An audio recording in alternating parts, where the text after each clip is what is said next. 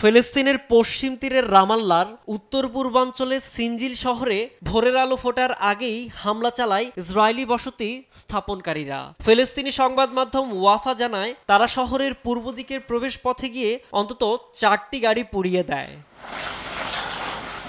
এর কিছুক্ষণ পর আরেক দল বসতি স্থাপনকারী রামাল্লা থেকে প্রায় 27 কিলোমিটার দূরের আল মোগাইর গ্রামে ঢুকে। স্থানীয়দের মতে, তারা ইসরায়েলি সেনাদের সুরক্ষায় ফিলিস্তিনিদের কৃষিজমিতে হানা দেয়।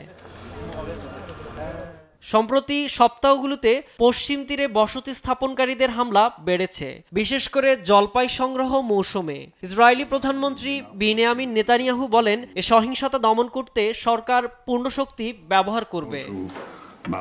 ইসরায়েলি জনগণের মধ্যে যারা আইন মেনে চলে এবং রাষ্ট্রের প্রতি অনুগত, তারা কখনো পশ্চিম তীরে হামলা চালাবে না। যারা এসব হামলা চালাচ্ছে তাদের বিরুদ্ধে প্রচলিত আইন অনুযায়ী ব্যবস্থা নেওয়া হবে। একই সময়ে যুদ্ধবিরতি লঙ্ঘন করে গাজা উপত্যকার খান ইউনুসের পূর্ব এলাকায় ইসরায়েলি বিমান হামলায় বেশ কয়েকজন ফিলিস্তিনি নিহত হয়েছে। নাসের মেডিকেল কমপ্লেক্সের একটি সূত্র আল জাজিরাকে বিষয়টি নিশ্চিত করেছে।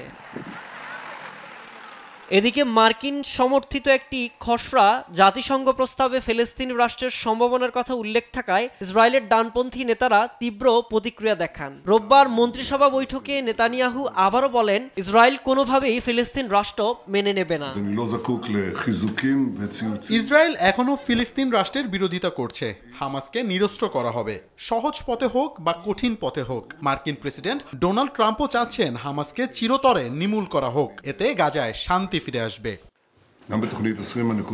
পশ্চিম তীরের হামলা, গাজায় বোমাবর্ষণ আর রাজনৈতিক উত্তেজনা সব মিলিয়ে পরিস্থিতি আরও অস্থিতিশীল হয়ে উঠেছে।